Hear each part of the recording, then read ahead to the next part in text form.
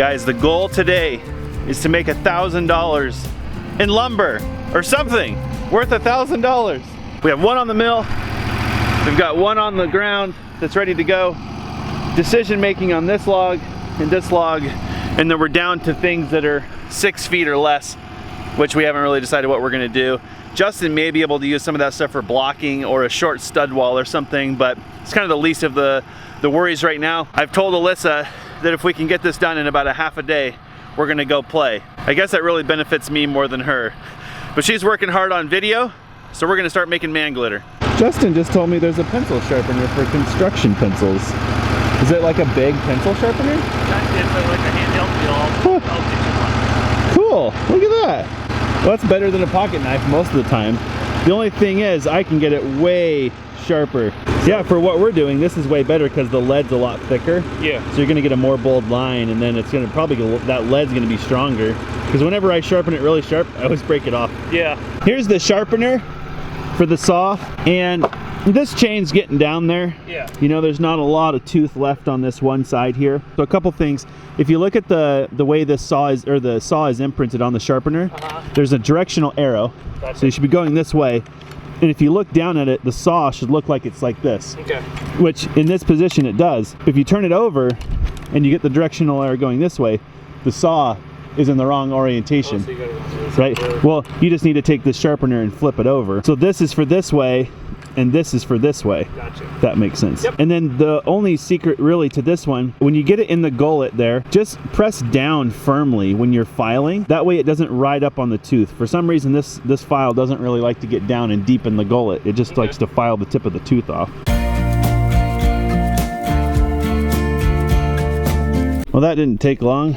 Got 2 cuts in and hit something. It's not bad enough it wouldn't cut, so it must just be like, you know, 4 teeth or something, but no.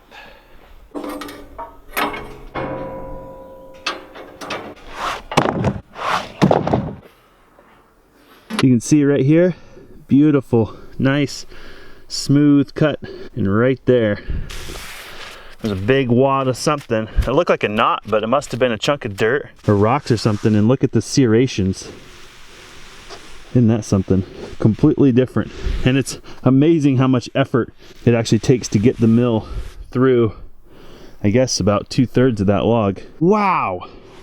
We have to recut that, don't we? Yeah. Holy moly! So it just jumped. Yeah, it went up and kept ramping up. Oh, so you see, I would have just totally fatally assumed that that cut was still accurate, but... That last board is short on that far end. Okay. It's thin. Is it?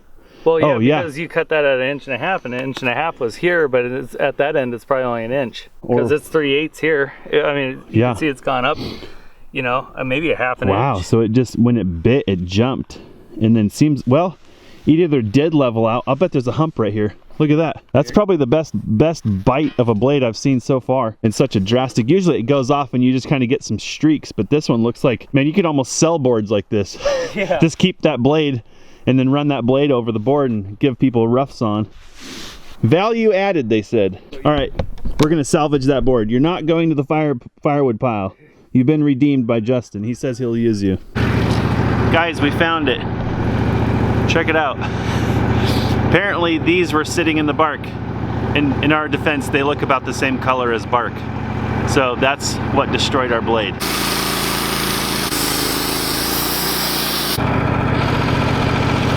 Not as bad as we expected. We thought it'd be 1/2 inch. Turned out to be more like 1/4. Justin makes a good point. Can the wood-mizer cut rocks? No, you'll need to get a rock saw for that. So it's possible we just created a new sport called the Sawmill relay. This bottom piece, boy, she looks really fat on this side, Justin. Yeah, it's 1.75 inches on It's this, a mess. and then the top one's 1.3/8 inches. Okay, cutting lumber, cutting lumber, cutting lumber. We get down to the last 2 boards. We're just taking lumber off to clear the throat on the sawmill. And this bottom piece, which is about 3 inches or so thick, just got this big bow in it. So it's sitting up in the middle, and well, we're not gonna be able to make accurate lumber with that. So we kind of tried piling lumber on top of it. Well, that didn't make a difference. So we started putting beams on top of it, and that didn't make a difference. So we decided to walk on it. Kind of like had Justin walk on the beam in front of the mill, and then he took the mill and I stood on the beam. And in the end, it's better, but it looks like we still got kind of a fat piece on the bottom. So I think we'll send these pieces with Justin. He can frame with them. It won't make that big of a difference. Well, that's the first time I've had that happen at that stage where you get down to the bottom and there's still tension in the grain. And then, you know, you're kind of stuck. Usually, like the last time it happened, we were cutting the top board. Remember that? Right. We severed that outside grain. And there was all this tension and it crowned up. And we had to firewood that because we couldn't make a secondary cut. What's weird is that after we severed the grain there and cut that board, with the weight of that beam sitting on there, it's actually dead flat on the sawmill. So there was enough tension between these two boards to make that thing crown. What is that? Good morning. Morning. Or afternoon. Hey, I heard that you have the, you're in with the cake pop cartel. Did you like it? Yeah. After a long day of sawmilling, seems quite appropriate. It's manly. Oh, wow. It's cake.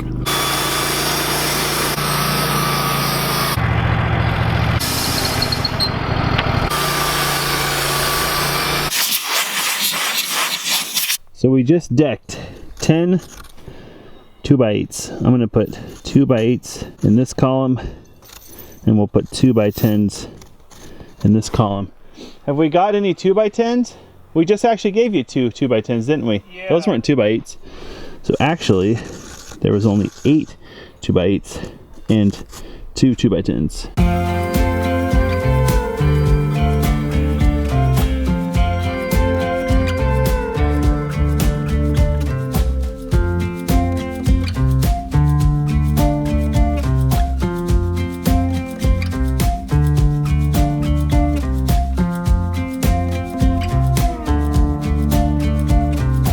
I think so far, that one log, is that 14? Yeah. 14 2x6s so far. And we still have 3 boards over here to cut. All right. So maybe we'll get 17 2x6s.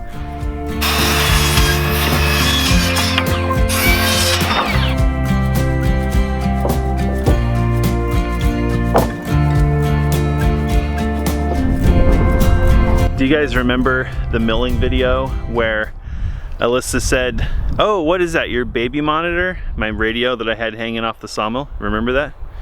Well, we're gonna see if my phone will double as a baby monitor. Wham! How do you do this? Wham, wham, wham, wham. There we go. I'm getting it figured out.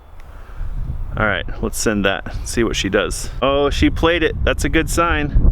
Oh, poor Alyssa, she has such a good sense of humor with the things we do to her. Maybe she should just come outside, I don't know. Oh, there she is! Oh, did it work? Yeah. Nice! You'll have to play with what... The first one didn't. I thought you were like pocket messaging me. Yeah, the first one was like, hey, how does this stupid thing work, right? Play it back. What's it sound like? Wham, wham, wham. There we go. That's pretty good. Good stuff, guys. You called? Oh, I was just curious if you took my water bottle. My red one. Yeah, it's inside. Do you want it? You did take it. Yeah, I need some water. I'm thirsty. So our total 2x6 count, 10 foot 2x6, is 11 plus 7. That's 18. And we also got 1 2x8.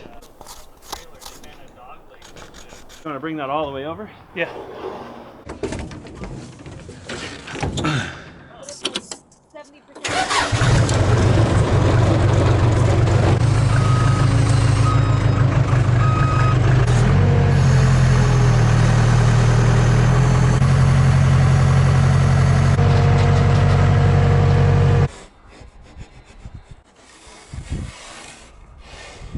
Oh, I forgot to share, Justin had a like totally genius moment. The tongue on the framing square is 1.5 inches. So once we make our line here, all he has to do is make an 1.5 inch line there, and you can pretty much tell right away what you're gonna get, if anything, for an additional piece of lumber. So nice use of the framing square. I love how tools in the past seem to have like 30 uses. Every piece of the tool had a purpose, like the thickness, the width, the shape, like everything was a tool instead of a one-dimensional tool. Yeah, this side's gonna give us a whole lot less than it looks like because we're on a bulbous where we're making our marks. I think these are the trees that'll really drive you nuts because to your eye there's 2 trees here. There's the one on the outside of the knots and the one on the inside of the knots. The lumber from this tree would be really good for studs, really, not too much for rafters because of all the knots. So in this situation, having a fair amount of weighing on those outside boards actually isn't gonna hurt anything. That's one of the forgiving things about lumber. Even though we whine and snivel about the quality of lumber at the lumber yard,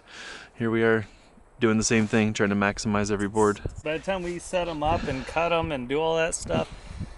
That's now you see what I'm saying about that pile over there. Right. That pile is this wood right here. Right. This pile is 4 cuts, 1 board, 4 cuts, 1 board.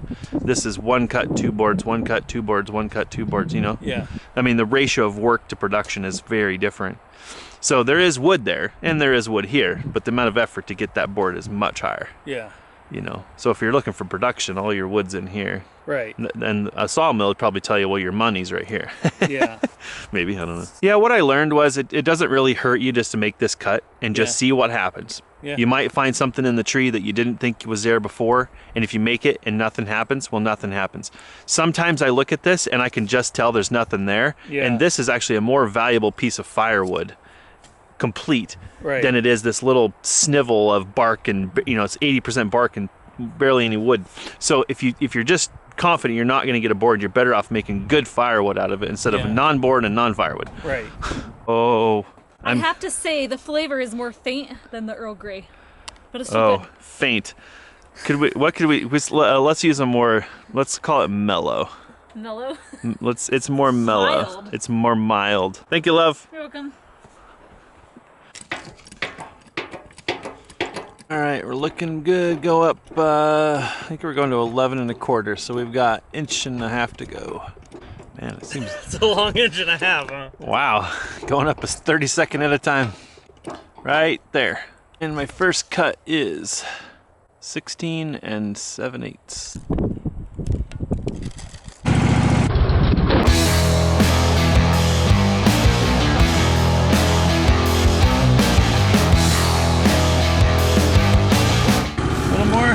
Good. Let's try that. You guys are about to go through a sawmill, okay?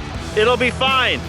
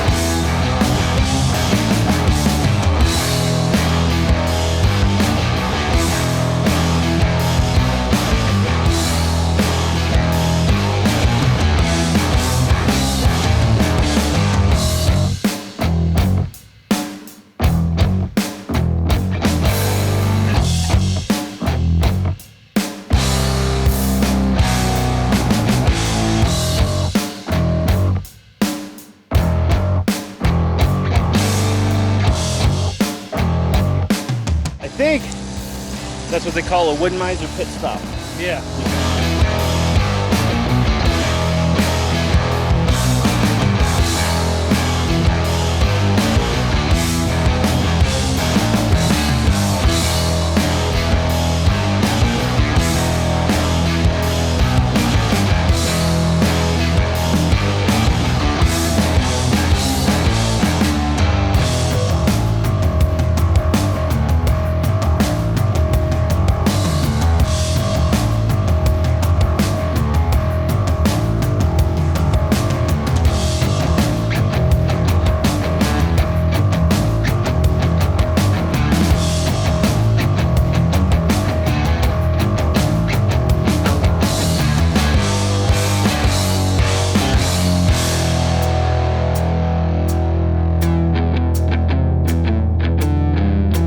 I don't want to count our chickens until they hatch, but right now it's looking like we're going to get over 24 boards out of that one log. Wow.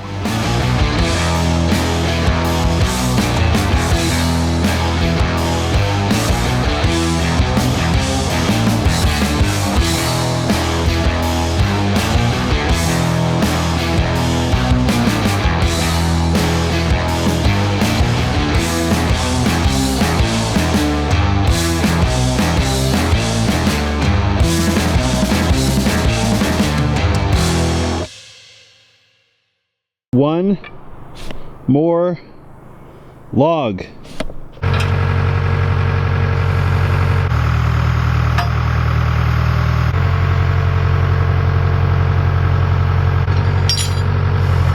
Either we miss nap time or Justin and I get to be a couple of grumpy old ladies when it's about quitting time. So one log left to go.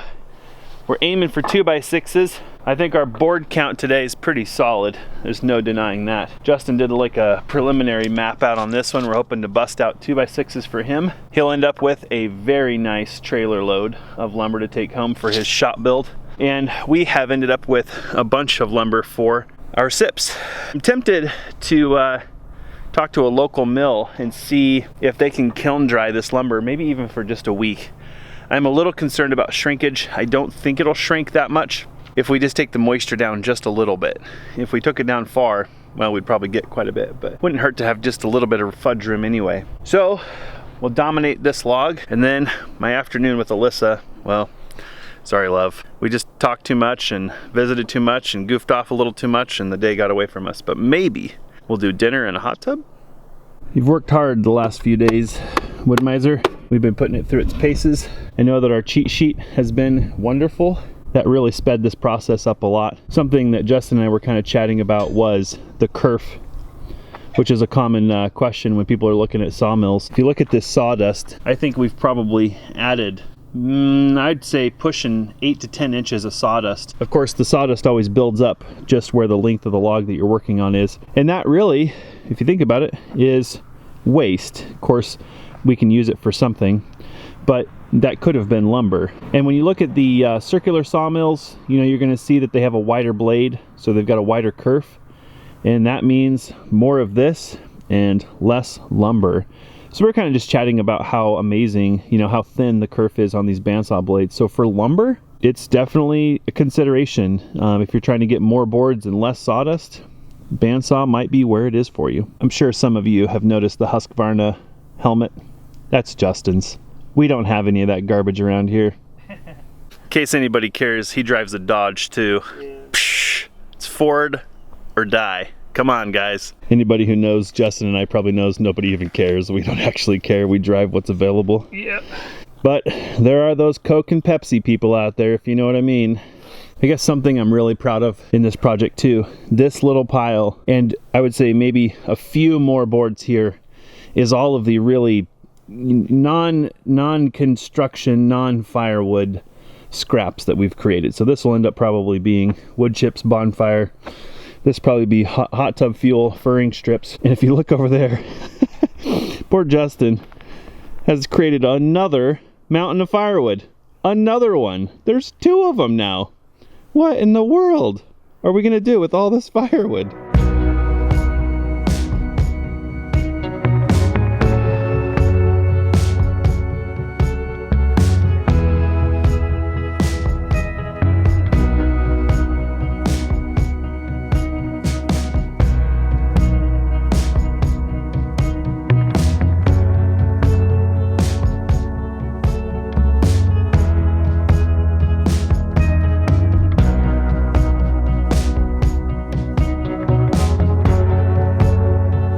So our tally is 10 2x8 16s. We got 26 2x6 16s, 18 2x6 10s, 2 2x10 12s. Oh, those were freebies. And we got 9 2x8 12s. That's today's production. Oh, wow. So we have $416 plus $198 plus $34 plus $144 plus $180. Oh, 28 bucks short.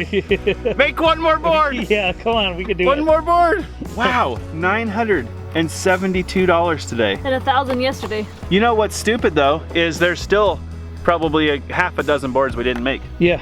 So we hit $1,000 today. I would not say that we were hustling. No. We were busy. Yeah. I'd say we were busy. I wouldn't say we were busting our hump. No. And we weren't going after premium lumber today either. We're going after kind of the stuff that you could buy, right, in theory. And I think we made that out of 2.5 logs. Yeah. Because we had 2 whole logs and about 2 pieces of a log. Yeah. It's a pretty good day. Yeah. It's worth getting out of bed for. And the hot tub's probably ready. What? The only thing missing is food and Jasmine. Yeah. Do we have to shower? built it for 3 people. But every time we're in there, we're like, I don't know about that.